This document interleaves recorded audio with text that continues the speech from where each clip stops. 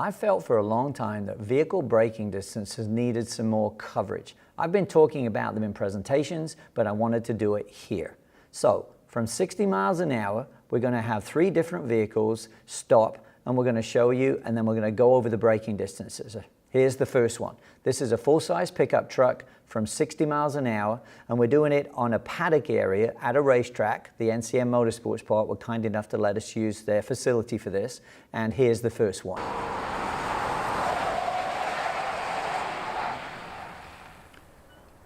So as you can see, from 60 miles an hour to a stop, the full-size pickup took 153 feet. That was a very experienced driver of the pickup. He knows what he's doing, and he was on the ABS the whole time. So that was a good stop. And we did 2 or 3 stops and just took the average numbers for the vehicles. Now here's an SUV or crossover, same thing, from 60 miles an hour, full emergency stop to 0.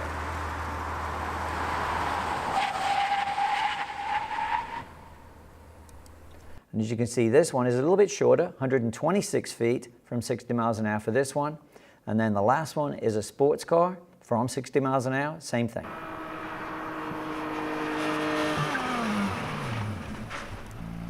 That was 85 feet. So here's a graphic representation of the 3 vehicles stopping. Full-size pickup, 153, SUV, 126, and the sports car, 85 feet.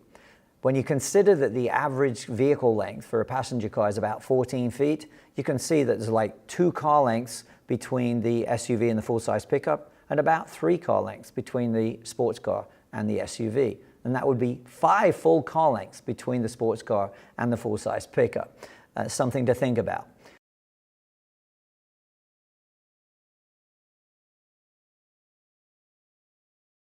With that in mind, I wanted to set up a little demonstration between the SUV and the sports car at an average tailgating difference of about 2 to 3 car lengths, which is something you can see every day on the freeway with people just following, or any road for that matter, but certainly on freeways, people following way too close. But this 2 to 3 car length thing is sort of a comfortable distance for tailgaters. And here we go. The SUV driver is expecting the sports car to stop, which is something you would never know in a tailgating situation. And we're doing the 2 to 3 car lengths, 60 miles an hour, and we'll look at the stopping distance. And here's the sports car. Like I said, the SUV knew they were going to stop somewhere, just didn't know when, and they could not stop. There was no chance. That sports car can stop in 85 feet from 60 miles an hour. The SUV cannot possibly do that.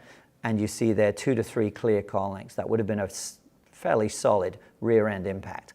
The other thing about this is it's not just about tailgating.